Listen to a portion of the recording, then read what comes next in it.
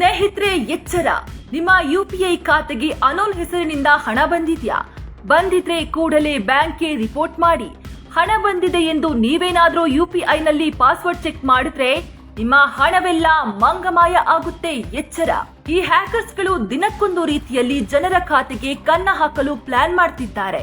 ಇದೀಗ ಹೊಸ ಸ್ಕ್ಯಾಮ್ ಒಂದು ತಲೆ ಎತ್ತಿದೆ. ಆ ಸ್ಕ್ಯಾಮ್ ಹೆಸರೇ ಜಂಪಿಂಗ್ ಡೆಪಾಸಿಟ್ ಅಂತ.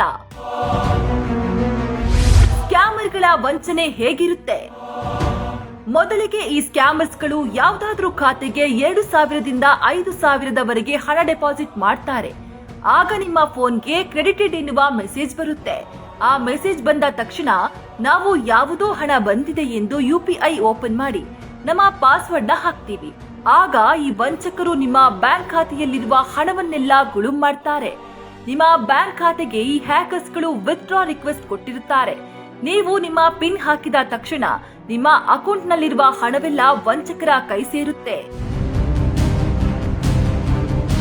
ಹಾಗಾದ್ರೆ ಈ ವಂಚನೆಯಿಂದ ಪಾರಾಗುವುದು ಹೇಗೆ?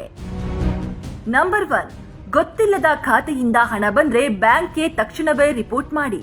ನಂಬರ್ 2, ಹಣ ಬಂದ ಬಳಿಕ 15ರಿಂದ 20 ನಿಮಿಷಗಳ ಕಾಲ ವೇಟ್ ಮಾಡಿ. ಆ ಬಳಿಕ ಚೆಕ್ ಮಾಡಿ. ಹೀಗೆ ಮಾಡೋದ್ರಿಂದ ನಿಮ್ಮ ಹಣ ಏನೂ ಆಗೋದಿಲ್ಲ. ಯಾಕಂದ್ರೆ ಆ ಹ್ಯಾಕರ್ಸ್ಗಳು ನೀಡಿರುವ ವಿತ್ಡ್ರಾ ರಿಕ್ವೆಸ್ಟ್ ಅರ್ಧ ಗಂಟೆಯೊಳಗೆ ಎಕ್ಸ್ಪೈರ್ ಆಗಿರುತ್ತೆ.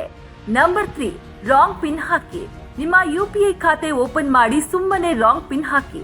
ಆಗ ಸ್ಕ್ಯಾಮರ್ಸ್ ಅದೇ ಪಿನ್ ಎಂದು ಹ್ಯಾಕ್ ಮಾಡೋಕೆ ಟ್ರೈ ಮಾಡ್ತಾರೆ. ಆದ್ರೆ ನೀವು ರಾಂಗ್ ಪಿನ್ ಹಾಕಿರೋದ್ರಿಂದ ಅದು ಸಾಧ್ಯ ಆಗೋದಿಲ್ಲ. ಈ ಮುಖಾಂತರ ನಿಮ್ಮ ಹಣವನ್ನ ಹ್ಯಾಕರ್ ಕೈ ಸೇರೋದನ್ನ ತಪ್ಪಿಸಬಹುದು.